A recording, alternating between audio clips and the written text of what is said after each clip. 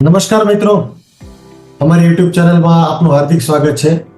હું છું નિલેશ ચોટાળા, સુરત ઇન્ડિયા બ્રાન્ચથી, અને આપણી સાથે છે આલ્બર્ટા કેનેડાથી નરેશ કટારિયા, RCIC. તો દર્શક મિત્રો, આજે આપણે એક નવા ટોપિક ઉપર વાત કરીશું, જે છે LMI, labour market impact assessment. તો નરેશભાઈ, તમે રેડી છો આજે આપણે LMI ટોપિક ઉપર વાત કરવા માટે? નમસ્કાર મિત્રો. યસ નિલેશભાઈ, ચોક્કસથી આપણે આજે LMI વિશે વાત કરીશું, બેઝિક ડિટેલ્સ અને ધ્યાનમાં રાખીને આપણે તમારા ક્વેશ્ચનને આન્સર કરીશું. ચોક્કસ, પ્લીઝ શરૂ કરીએ. તો દર્શક મિત્રો, જે LMI છે એ LMI કઈ રીતે વર્ક કરતો હોય છે, LMI ડોક્યુમેન્ટ શું છે બેઝિક એ સમજશું આપણે. LMI ડોક્યુમેન્ટ ફ્યુચરમાં કઈ રીતે કામ કરતું હોય છે, એનાથી કઈ રીતે હેલ્પ થઈ શકે, અને LMI લીધા પછી ઘણા બધા લોકો છેતરાતા હોય છે, તો એ ફ્રોડથી કઈ રીતે બચી શકાય એના વિશે આજે આપણે વાત કરીશું. તો દર્શક મિત્રો, ચોક્કસથી તમે જો કેનેડાની તૈયારી કરી રહ્યા હો તો તમારે આ ડોક્યુમેન્ટ વિશે જાણવું ખૂબ જ જરૂરી છે. તો LMI વિશે આજે આપણે બેઝિક માહિતી લઈશું, અને જે છેતરપિંડી થતી હોય છે એના વિશે કઈ રીતે બચી શકાય એના વિશે ચોક્કસથી આ વિડીયોથી આપણે જાણીશું. તો નરેશભાઈ, LMI વિશે તમે અમને સમજણ આપશો?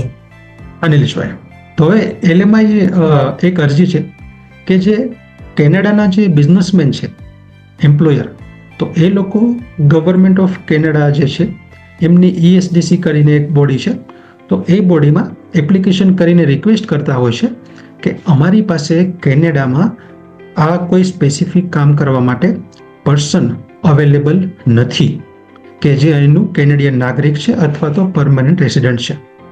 તો જ્યારે કેનેડાનું PR અથવા તો કેનેડાનું સિટીઝન પર્સન જ્યારે જે તે જોબ કરવા માટે અવેલેબલ નથી હોતું, તો એ સિચ્યુએશનમાં એમ્પ્લોયરના તરફથી અમે એઝ અ RCIC અથવા તો ઇમિગ્રેશન લોયર ગવર્મેન્ટ જોડે પ્રોસેસ કરીને એક ડોક્યુમેન્ટ કઢાવતા હોય છે કે જેમને કહેવામાં આવે છે LMI, એટલે કે labour market impact assessment, LMI document. તો એ LMI ડોક્યુમેન્ટ જ્યારે અપ્રૂવ થઈને આવે છે પછી એ ડોક્યુમેન્ટના બેઝ ઉપર જે કેનેડાના જે એમ્પ્લોયર છે એ પછી ઇન્ડિયા કે કોઈ પણ કન્ટ્રીથી જે ફોરેન નેશનલ કહેવાય, એટલે કે કેનેડાની બહારનો નાગરિક, એટલે કે કેનેડા માટે ફોરેન નેશનલ થયો, બરાબર. તો હવે એ એમ્પ્લોયર એક વખત ડોક્યુમેન્ટ હાથમાં આવી ગયા પછી ઇન્ડિયાથી કોઈ પણ પર્સનને જોબ માટે બોલાવી શકે છે. તો આ થઈ ગયું LMI શું છે અને LMI નું બેઝિક ઇમ્પોર્ટન્સ, કે એના બેઝ ઉપર કઈ રીતે ઇન્ડિયાથી પર્સન કેનેડામાં આવી શકતું હોય છે. If I am not wrong, તો LMI ને આપણે એઝ અ વર્ક પરમિટ તરીકે કાઉન્ટ કરી શકાય ને? ના, LMI છે એ વર્ક પરમિટ નથી નિલેશભાઈ. ઓકે. LMI એક છે કે જે વર્ક પરમિટની એપ્લિકેશન કમ્પ્લીટ કરવા માટેનું એક મહત્વનું ડોક્યુમેન્ટ છે. નરેશભાઈ, મારો પૂછવાનો એ જ હેતુ હતો, કારણ કે અત્યારે જે આ માર્કેટમાં જે કન્ફ્યુઝન લોકોને ચાલી રહ્યા છે, આ નોર્મલ ક્વેશ્ચન છે કે આ વર્ક પરમિટ છે કે એ કઈ રીતે વર્ક કરતી હોય છે, તો લોકોને સાચી માહિતી નથી મળતી હોતી. ઓકે, એટલા માટે આ ક્વેશ્ચન મેં તમને પૂછ્યો. Okay, yes. તો જેમ વાત કરીએ, LMI છે એ વર્ક પરમિટ નથી, એક વર્ક પરમિટ એપ્લિકેશન માટેનું એક મહત્વનું ડોક્યુમેન્ટ છે. આપણે એક્ઝામ્પલથી સમજશું. લેટ્સ સે આપણે નોર્મલી બધાને સ્ટુડન્ટ વિઝા અથવા તો સ્ટડી પરમિટની એપ્લિકેશન જે થાય છે એમની બેઝિક પ્રોસેસથી માહિતગાર હશે. તો હવે જ્યારે તમારે સ્ટડી પરમિટની સ્ટુડન્ટ વિઝાની એપ્લિકેશન કરવાની હોતી હોય છે ત્યારે તમને ખ્યાલ છે કે તમારે કેનેડાની કોલેજ કે યુનિવર્સિટીમાં એડમિશન થયેલું હોવું જરૂરી છે, બરાબર છે. તો હવે તમને કોલેજ અને યુનિવર્સિટીમાંથી એક એડમિશન લેટર મળતો હોય છે, અને એડમિશન લેટર મૂકો પછી જ તે સ્ટુડન્ટ વિઝાની એપ્લિકેશન થતી હોય છે. તો એ જ પ્રમાણે આ વર્ક પરમિટની એપ્લિકેશનમાં LMI ડોક્યુમેન્ટ હોવું જરૂરી છે કે જે કેનેડાના જે એમ્પ્લોયર જે છે એમને એક તો પ્રોસેસ, પૂરી લીગલ પ્રોસેસ કરીને ડોક્યુમેન્ટ કઢાવેલું હોય, અને એમના પછી ઇન્ડિયાથી જે કોઈ પર્સનને એમને હાયર કરવાનું છે એમનું નામ એમાં એડ થતું હોય છે. અને પછી એ ડોક્યુમેન્ટ એક વખત પર્સનનું નામ એડ થઈ ગયા પછી એ ડોક્યુમેન્ટ વર્ક પરમિટની એપ્લિકેશનમાં જતું હોય છે. અને આ ડોક્યુમેન્ટ જેન્યુન અને વેલિડ હોય તો અને તો જ વર્ક પરમિટ અપ્રૂવ થતી હોય છે. એટલે એક વર્ક પરમિટનો એક ભાગ છે, બટ એલએમઆઈ છે વર્ક પરમિટ નથી. ને નરેશભાઈ, LMI જ્યારે પણ આપણે લેતા હોઈએ તો કયા કયા પગલાં ધ્યાનમાં લેવા જોઈએ, કઈ કઈ સાવચેતી રાખવી જોઈએ LMI લેતી વખતે? હવે એલએમઆઈ લેતી વખતે શું ધ્યાનમાં રાખવું છે? હવે ખાસ કરીને આપણે સમજવાની કોશિશ કરશું કે એલએમઆઈ છે એ લેવાનું નથી. એલએમઆઈ કોઈ લેતું નથી. મોસ્ટલી કેવું હોય છે કે જે કેનેડિયન એમ્પ્લોયર છે, બરાબર છે, એ રિક્રુટર થ્રુ, બરાબર છે, રિક્રુટર્સ તમને ખ્યાલ હશે બધા મિત્રોને. રિક્રુટર્સ એટલે એ ટાઈપના લીગલી લાયસન્સ એજન્ટો હોય છે કે જે જોબ ઓફર કરતા હોય છે, અથવા તો કેનેડિયન સાઇડથી જે બિઝનેસમેન એમ્પ્લોયર જે છે એ રિક્રુટર થ્રુ ત્યાંથી ઇન્ડિયામાંથી અથવા તો કોઈ પણ કન્ટ્રીમાંથી પર્સનને હાયર કરતા હોય છે અને પછી એમ્પ્લોયર જોડે ફોરવર્ડ કરતા હોય છે, અને પછી એમ્પ્લોયર લોકો નામ એમાં એડિટિંગ એડ કરીને પછી એમની વર્ક પરમિટ એપ્લિકેશન પ્રોસેસ કરતા હોય છે, અને પછી વર્ક પરમિટ પ્રોસેસ અને અપ્રૂવ થયા પછી પર્સન જે છે એ કેનેડા આવીને વર્ક શરૂ કરતું હોય છે. તો નોર્મલ ફ્લોમાં આ પ્રમાણેની પ્રોસેસ રહેતી હોય છે કે એક વખત LMI અપ્રુવલ થઈ ગયું, પર્સનનું નેમ એડ થઈ ગયું, પછી વર્ક પરમિટની એપ્લિકેશન થઈ, વર્ક પરમિટ સબમિટ થઈ, અને પછી એમના વિઝા ઇસ્યુ થાય છે. વિઝા ઇસ્યુ થયા પછી પર્સન કેનેડામાં આવે છે, અને કેનેડામાં જ્યારે બોર્ડર ઉપર આવે છે ત્યારે એમને વર્ક પરમિટ મળતી હોય છે. તમારો ક્વેશ્ચન હતો કે LMI લેતી વખતે કયા પગલાઓ ધ્યાનમાં રાખવા? તો હવે ધ્યાનમાં રાખવા કરતાં એવું છે કે LMI કઈ રીતે મેળવી શકાય, બરાબર છે? કેમ કે LMI એમ કોઈ પેલું સ્ટુડન્ટ આપણે જેમ એડમિશન ઓફર લઈએ છીએ એના પ્રમાણે નથી હોતું, બરાબર છે? મોસ્ટલી તમે ધ્યાનમાં લેશો તો માર્કેટમાં એવું સાંભળવા મળશે, જોવા મળશે કે LMI સેટિંગ કરાવવાનું છે, કે મારી પાસે LMI અવેલેબલ છે, તમારું નામ એડ કરાવવું છે તો અમે નામ એડ કરી આપીશું, LMI ઉપર વર્ક પરમિટ લઈ આપીશું. આવા બધા સ્ટોરીઓ સાંભળવા મળતી હોય છે, અને આવા શોર્ટકટના બહાને લોકો મોટાભાગનો મની પણ લોસ કરતા હોય છે, રાઈટ? તો હવે એમાં એવું છે કે LMIની તમે શોધખોળ કરો છો તો એક તો તમારે ખાસ ધ્યાન રાખવું જોઈએ કે LMI કોઈ છે એ ત્યાં કોઈ એજન્ટોના હાથમાં હોતું નથી, બરાબર છે? ત્યાં હવે તમે આપણે સુરત, ગુજરાત, વડોદરા, અમદાવાદની વાત કરીએ તો ત્યાં કોઈ એજન્ટના હાથમાં LMI હોતું નથી. LMI ડોક્યુમેન્ટ જે છે એ એમ્પ્લોયર, જે કેનેડા સાઇડથી જે એમ્પ્લોયર છે એ, અથવા તો એમને જો RCIC એટલે કે જે અમે જે છીએ અહીંયા કેનેડા સાઇડથી, તો RCIC અથવા તો ઇમિગ્રેશન લોયર એ એમ્પ્લોયર સાથે મળીને રિક્વાયરમેન્ટ ફૂલફિલ કરીને પછી ગવર્મેન્ટ ઓફ કેનેડા જોડે પ્રોસેસ કરીને ડોક્યુમેન્ટ કઢાવતા હોય છે. હવે આ 2 થી 3 લોકો સિવાય કોઈને પણ આ ડોક્યુમેન્ટનો એક્સેસ હોતો નથી. નિલેશભાઈ, આ વસ્તુનું ખાસ ધ્યાન રાખવાનું છે. બરાબર. એ તમને ત્યાં સાંભળવા મળશે મારી પાસે LMI છે, આ છે, તે છે. કેનેડિયન એમ્પ્લોયર અને જે પર્સને ડોક્યુમેન્ટ કઢાવેલું છે, જે RCIC અથવા તો ઇમિગ્રેશન લોયર, બેમાંથી એક હોઈ શકે. તો એક એમ્પ્લોયર અને એમના કન્સલ્ટન્ટ, આ 2 સિવાય કોઈને પણ LMI નો એક્સેસ હોતો નથી, બરાબર છે? એટલા માટે તમને ત્યાં તમે જ્યાં પણ સાંભળશો ત્યાં તમને એવું સાંભળવા મળશે કે અમારા RCIC કે અમારા ઇમિગ્રેશન લોયર પાસે LMI છે, એ દિલ્હીમાં છે, મુંબઈમાં છે, આમ છે, તેમ છે. બટ આમાં ક્યારેય લગભગ નોર્મલ પર્સનને ક્યારેય એક તો RCIC નો ટચ પણ નથી થતો, અને પોતાનું RCIC કોણ છે ને એ પણ ખબર નથી હોતી. સાચી વાત છે નરેશભાઈ.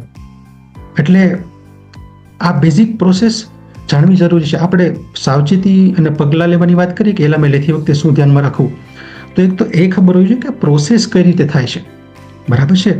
એટલે હવે ત્યાં માર્કેટમાં લોકો ફરતા હોય છે કે એકદમ સાચી વાત કરી છે નરેશભાઈ તમે, કારણ કે તમે જે પ્રમાણે વાત કરી કે 2 જ ઓથોરિટી છે, એક તો એમ્પ્લોયર અને જે RCIC, જે બંને મળીને એ ડોક્યુમેન્ટ અપ્રૂવ કરાવતા હોય છે.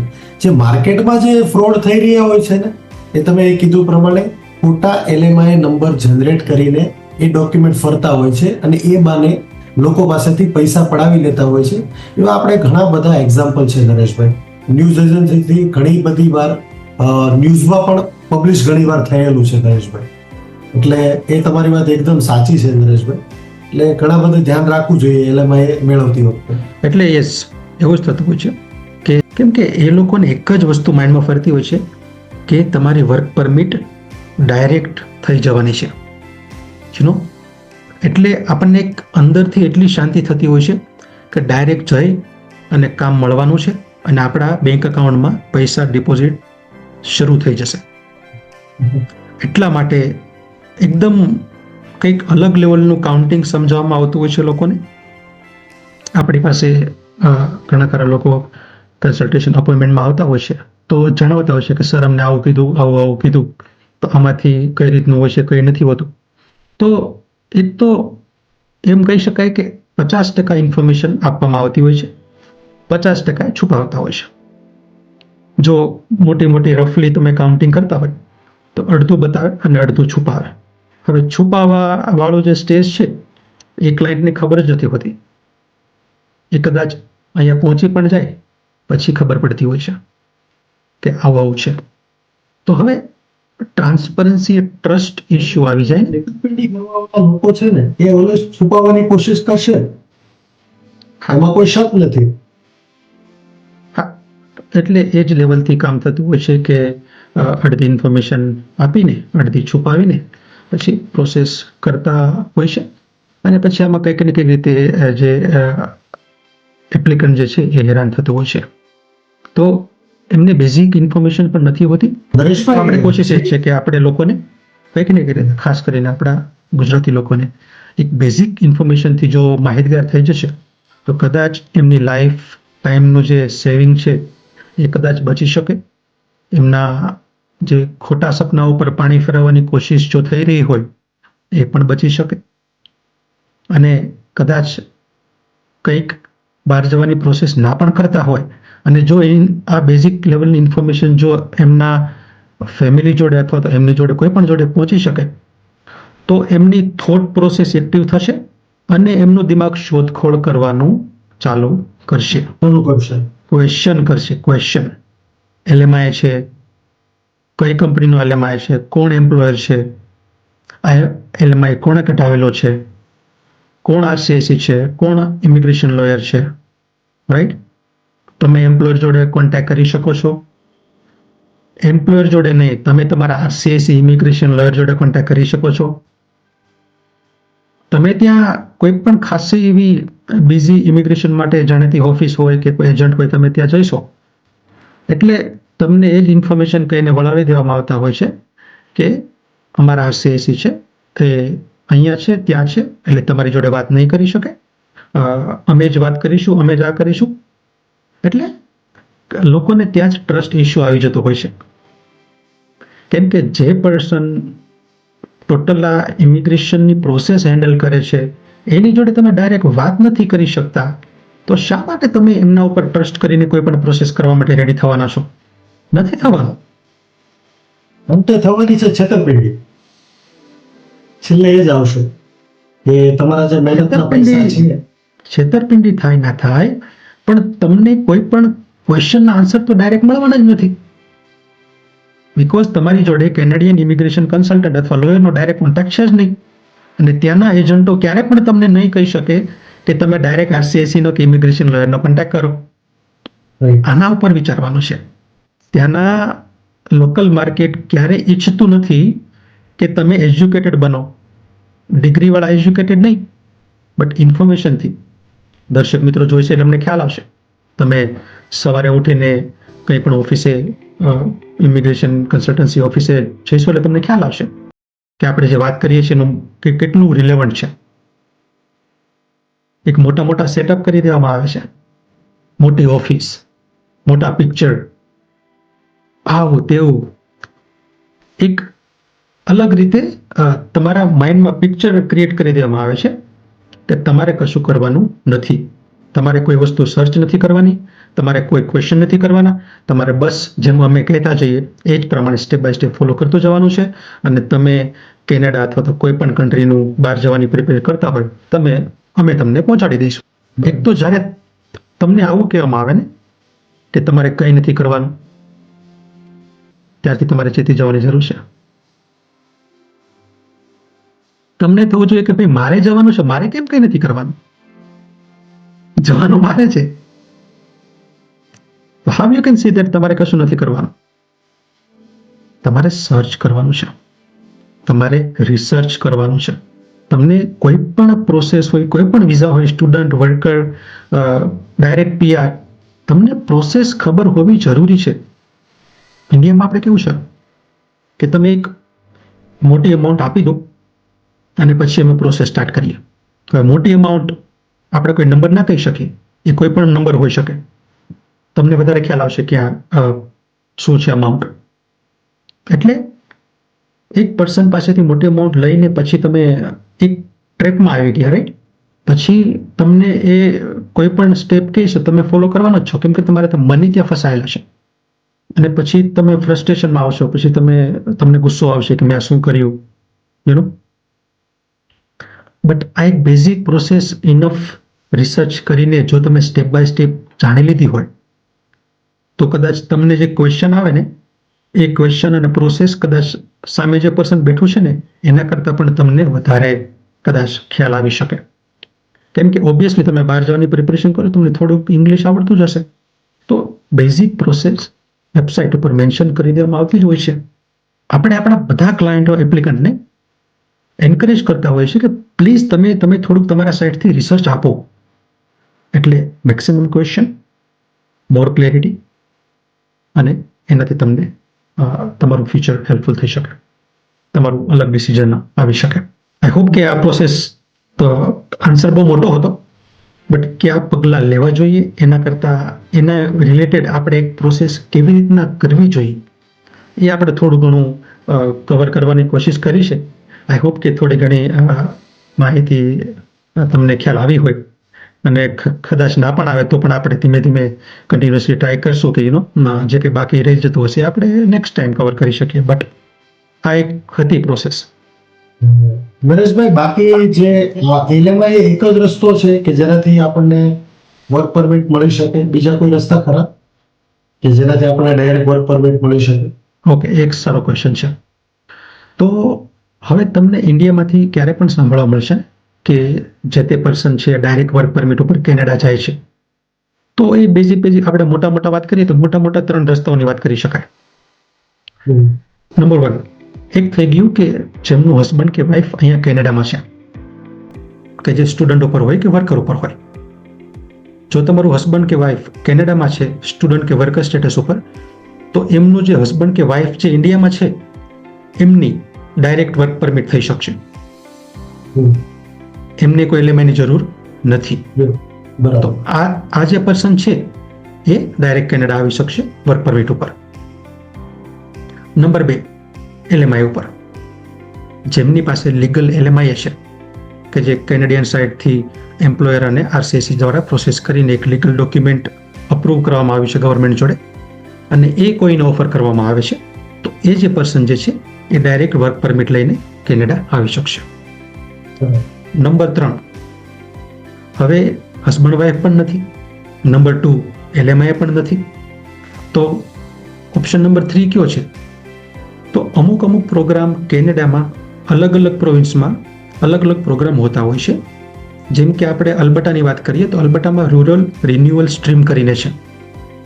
તો એમાં જો તમને કમ્યુનિટી લેવલે, એક લોકલ કમ્યુનિટી ટાઉન લેવલે ત્યાંના ઇકોનોમિક ડેવલપમેન્ટ ઓફિસર એટલે કે EDO અથવા તો MLA જોડે મળીને જો એમને તમારો બિઝનેસ જો કન્વિન્સેબલ લાગે અને પ્રોપર શેપમાં હોય તો એ કમ્યુનિટી લેવલે લોકલ EDO તમને સપોર્ટ કરે છે અને વિધાઉટ વર્ક પરમિટ તમને ઇન્ડિયામાંથી પર્સન કેનેડામાં બોલાવી શકો છો.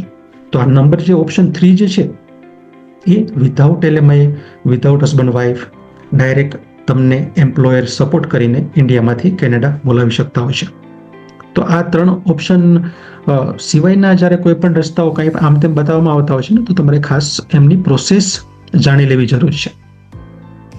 અથવા તો આ 3 સ્ટેપમાંની કોઈ વર્ક પરમિટ છે કે આ 3 સ્ટેપ સિવાયની કોઈ વર્ક પરમિટ છે? એક તો તમને એક ખ્યાલ આવી ગયો કે આ બેઝિકલી મોટી 3 પ્રકારના વર્ક પરમિટના ઓપ્શન રહેતા હોય છે, બરાબર છે. પ્લસ આ કોઈ પણ વર્ક પરમિટનું જે કામ કરો છો, મોટામાં મોટી વસ્તુ છે મિત્રો, કોઈ પણ કામ કરે છે આ ઓબ્વિયસલી આ જે વર્ક પરમિટ LMIની જે પ્રોસેસ છે એ આપણે જેમ પેલા શરૂઆતમાં પણ વાત કરી, એ કેનેડિયન સાઇડથી ઇમિગ્રેશન કન્સલ્ટન્ટ અથવા તો ઇમિગ્રેશન લોયર, આ બેમાંથી એક જ પ્રોફેશનલ કઢાવતા હોય છે અને એ જ ઓથોરાઇઝડ હોય છે. બાકી કોઈ આ પ્રોસેસ કરવા માટે ઓથોરાઇઝ હોતું નથી. એમ્પ્લોયર સિવાય બીજા નંબર ઉપર એમના પ્રોફેશનલ એટલે કે RCIC અને ઇમિગ્રેશન કન્સલ્ટન્ટ, આ બેમાંથી એક જ પ્રોફેશનલ એમની જોડે પ્રોસેસ કરવા માટે ઓથોરાઇઝ હોય છે. એટલે આ ટાઈપની કોઈ પણ પ્રોસેસ તમે કરો છો તો તમે મેક શ્યોર કરો કે તમે તમારા RCIC એટલે કે રેગ્યુલેટેડ કેનેડિયન ઇમિગ્રેશન કન્સલ્ટન્ટ જોડે ડાયરેક્ટ વાત કરી શકવાનું તમને ઓપ્શન છે કે નહીં.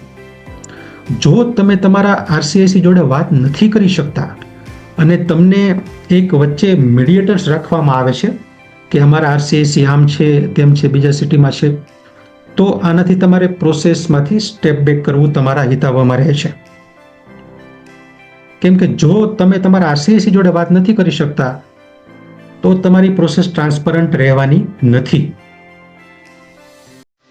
આઈ હોપ કે આ એક થોડી ઘણી તમને ક્લેરિટી આવી ગઈ છે કે LMI એ કોઈ નાની પ્રોસેસ નથી, ઇટ્સ અ બિગ સ્ટેપ. તમને કોઈ કેનેડા સાઇડથી ડાયરેક્ટ જોબ આપવા માટે રેડી થાય છે, રાઈટ? તો આમાં તમારે ડાયરેક્ટ કમ્યુનિકેશન હોવું ખૂબ જ જરૂરી છે. તમારા ક્વેશ્ચનનો ડાયરેક્ટ આન્સર મળી શકે તો જ તમને એક ટ્રાન્સપરન્સી અને ટ્રસ્ટ આવી શકે. બરાબર. તો નરેશભાઈ, ચાલો આપણે એક બીજી વાત કરીએ કે ભાઈ અભણ લોકો છેતરાય એનો વાંધો નથી, પણ એજ્યુકેટેડ લોકો પણ ઘણીવાર છેતરપિંડીનો ભોગ બનતા હોય છે. તો આવા કોઈ કેસીસ તમારી પાસે આવતા હોય તો એના વિશે ચોક્કસથી માહિતી આપજો તો ખબર પડે. હવે નિલેશભાઈ, છેતરાવાની વાત છે ને, તો ઓબ્વિયસલી ફોરેન જવાની પ્રિપેરેશન જે કરતું હોય એ મિનિમમ 12th કાં તો બેચલર ડિગ્રી કરેલું એ ટાઈપની પ્રોફાઇલ જ હોવાની છે, બરાબર છે? તો જેમને ઇંગ્લિશ પણ આવડતું હોય છે, રાઈટ? કોઈ પણ ગ્રેજ્યુએટ હોય તો એમનું 5.5 લેવલનું ઇંગ્લિશ હોય છે. આપણે આપણા સમયમાં જોઈએ જ્યારે આપણે 12th પૂરું કરેલું, 2006ની વાત છે, 19 યર્સ થઈ ગયા. તો આપણે જ્યારે 12th પૂરું થયેલું 2006માં, ત્યારે કેવું એટમોસ્ફિયર હતું? MBBS સુરત ગુજરાત ઇન્ડિયામાં નહીં તો રશિયા ચાઇનામાં પણ MBBS કાં તો એન્જિનિયર ટોપ. તો એક ડોક્ટર અને એન્જિનિયર બે, એઝ ફાર એઝ આઈ નો, મને ખાલી બે જ વર્ડ ખબર હતા 12th પછી, કે એક તો ડોક્ટર થવાય ને એન્જિનિયર થવાય. કેટલી સબ કેટેગરીઝ હોય છે એ પણ આપણને ખ્યાલ હતો નહીં. તો અત્યારે તમે જુઓ ને તો છેલ્લા અમુક વર્ષોથી એક ફોરેનનું એક ટિપિકલ ટ્રેન્ડ થઈ ગયું છે. 12th પછી પણ બહાર જવાનું ક્રેઝ વધ્યો છે. પહેલા લોકો ગ્રેજ્યુએટ થયા પછી માસ્ટર ડિગ્રી પૂરી કર્યા પછી બહાર જતા હતા, તો હવે 12th પછી જસ્ટ ગ્રેજ્યુએશન પછી ડાયરેક્ટ આનો ટ્રેન્ડ અને અવેરનેસ વધી છે, એવું કહી શકાય. એક તો પર્સનલ ડ્રીમ હોઈ શકે, કોઈનો પર્સનલ ડ્રીમ હોઈ શકે મારે ફોરેન જવું છે, લાઈફ સેટ કરવી છે, સો એન્ડ સો. અને સેકન્ડ હોઈ શકે કે સોશિયલ ઇન્ફ્લુઅન્સ. સોશિયલ ઇન્ફ્લુઅન્સમાં આપણું ફેમિલી કાઉન્ટ કરી શકાય, આપણો ફ્રેન્ડ્સ ગ્રુપ કાઉન્ટ કરી શકાય, સોસાયટી કાઉન્ટ કરી શકાય, સમાજ કાઉન્ટ કરી શકાય. Everything we can put into one basket which is social influence.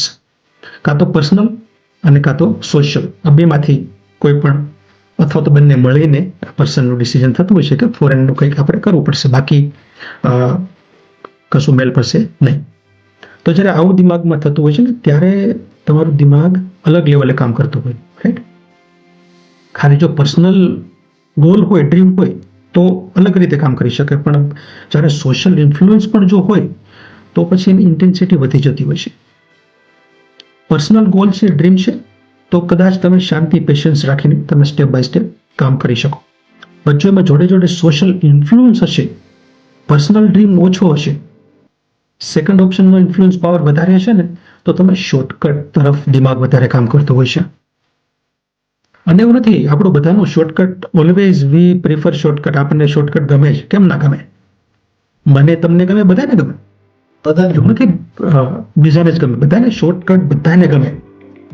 But આ શોર્ટકટનો બેનિફિટ ઉઠાવતા હોય છે માર્કેટમાં બેઠેલા એજન્ટો, એજન્ટ. એમને ખ્યાલ છે કે આ લોકોને ટાર્ગેટ કરવા બહુ ઇઝી છે, Easy આ છે. લોકોને ફસાવી લેવા બહુ ઇઝી છે. તો આપણે વાત થાય છે કે એજ્યુકેટેડ લોકો કેમ છેતરાતા હોય છે. એજ્યુકેટેડ લોકો છેતરાતા હોય છે એવું નથી, પણ એજ્યુકેટેડ લોકો બહાર જવાની પ્રિપેરેશન વધારે કરતા હોય છે એવું કહી શકાય, રાઈટ? એજ્યુકેટેડ લોકો ઓબ્વિયસલી પોતપોતાના ડ્રીમ સેટ કરવા અને લાઈફ બનાવવા માટે ફોરેન જવાનું વિચારવાના છે. બટ હવે શોર્ટકટના બહાને લોકોના ખીચાઓ ખાલી કરી દેવામાં આવતા હોય છે. તો એનાથી બચવું જરૂરી છે, શોર્ટકટથી બચવું જરૂરી છે.